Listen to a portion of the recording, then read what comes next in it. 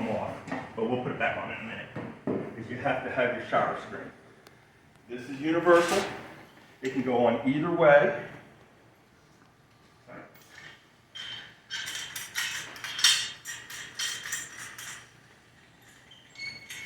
Now I gotta remember how to do this. You want it facing backwards so that it's up like this.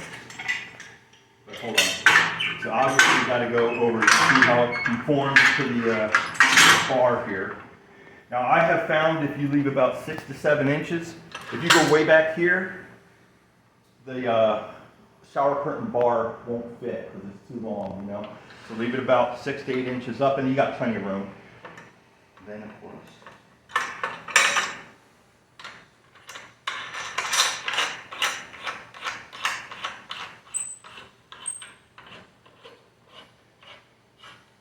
And that's a lot of tightening. There you go.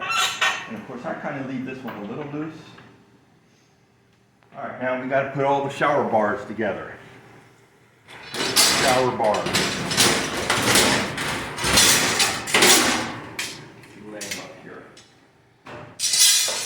So you got to kind of figure out which ones are going to hook together, which ones aren't.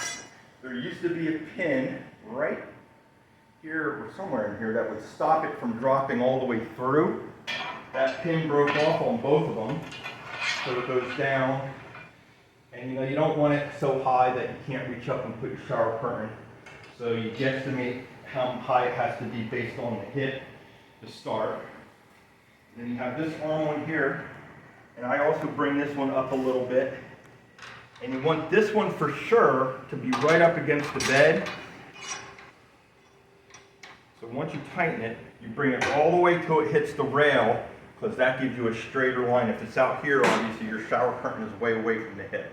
So you bring it all the way up, and you tighten it up. Then we have our pins.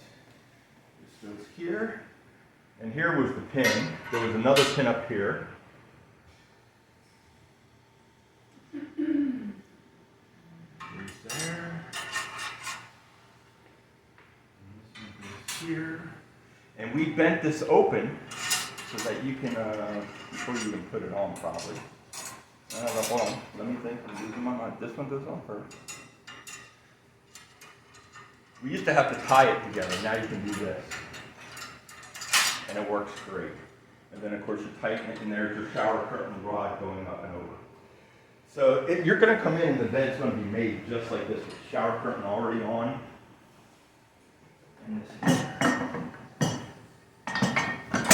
All right, there you go. Now, as we were talking about boots, we have 3 sizes of boots. We have a extra large left, that's the correct side. We have a small, which I have never in my life used a small at this hospital. Large left. Large for women, extra large for men. These have over the years gotten very stiff and very tight, but it's basically like a ski boot.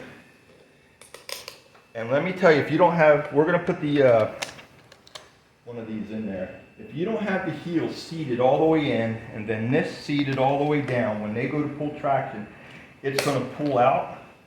And one of the things they have started to do is wrap this whole thing with Coban so that it doesn't slide out as they pull it. Now, you know, even if you technically tighten it so tight that you put a little bit of a tourniquet on the foot, most of these cases are under hour. I would prefer to have it so tight. You got to fold this over, fold this in so that it will ski boot up, and then you got to get it down. And it's sometimes you need 2 people to push on it to get it correct. Always know that this side goes on the inside and this side goes on the outside. So anyway, that once you have it in the foot. So what we do is we put this on as the patient's going to sleep. We usually put this on. And then as we move it, we just hold that and we come over here and we have this lined up straight, nice and straight, and this nice and loose. It's too tight now. It will not go in there. And when we grab the patient and we move them over, one leg goes here, one leg goes in here. And we kind of go like this for the doctor. They move the bed out, then we start on all this right here. So we're getting close to everything now. Obviously, you need a safety belt. We put it across the chest. Some of the little things that you need to know is the elbow on this side and the arm.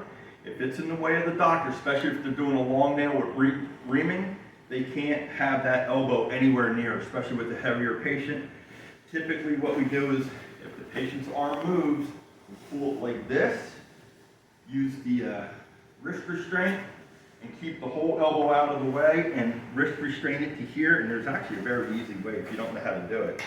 I'll show you real quick.